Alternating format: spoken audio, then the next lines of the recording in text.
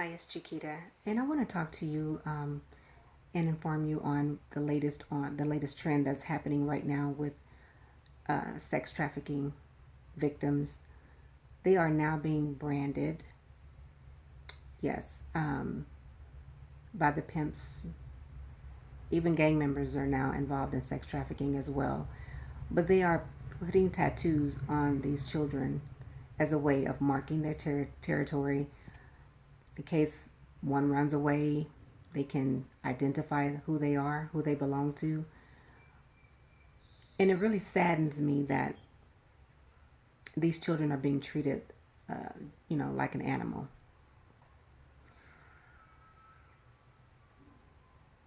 So many of these children are so afraid to open up to anyone for fear of the pimps, for fear of law enforcement, the fear of being locked up. They're afraid that no one will believe them, and so many of them have just lost hope. And I know that feeling all too well. Um, I felt that way as well at one point when I was caught into that. Right now, they're training law enforcement and hospital personnel to recognize these young victims, to recognize when they're being branded, and to get them help.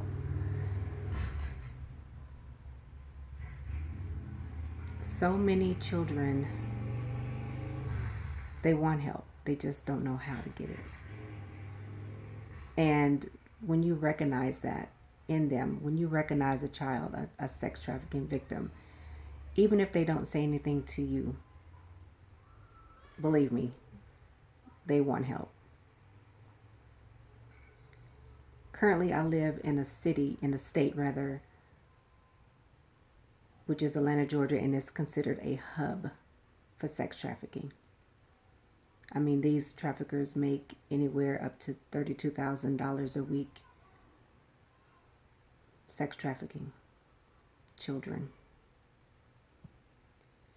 And the reason why Atlanta is considered a hub is because it's so large. There's so much to do here. There's so many conventions, there's so many parties, so many events, so many festivals, just so much. And then you have this large airport that's so easily to get in and out of. Easy access to the freeways. And these traffickers, they know. They know. What's really been on my heart lately too is the missing teenagers in Washington D.C. or in the D.C. area. I shouldn't say Washington D.C., but in the D.C. area. It's about 15 of them that's been missing, all within 3 weeks time span, and it hasn't made national news. My first thought is it sex trafficking? It's a strong possibility. What are we doing? We need to help our children. We need to bring this to the forefront. I mean, I understand that there are stories. I understand that Jada Pinkett Smith is doing her thing on sex trafficking, and I take my hat off to her for that. I am so glad that we are having people to bring this to the forefront. And I'm going to keep speaking on it because I am a survivor of it. I know the ins and outs. I know what these children are feeling. I know what it feels to be violated over and over and over, multiple times a day. And it breaks my heart to know that these children are suffering and going through that every day. The abuse, being injected with drugs to keep them sedated, to keep them calm, to keep them dependent, basically. So again, these children are being branded. They are being treated like animals. Like, it's disgusting. If you see any child, please, please call that national hotline number that I gave, that I'm putting up, and report it. You see a police officer, report it. We have to save our children, people. Listen, I know some of you probably don't want to hear about sex trafficking of these kids, but they're kids. They're our children. We have to help them. We have to.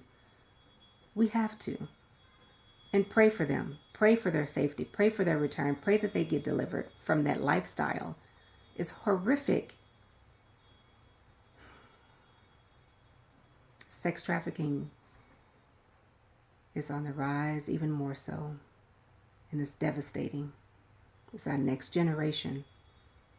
Please help me to help them. Thank you.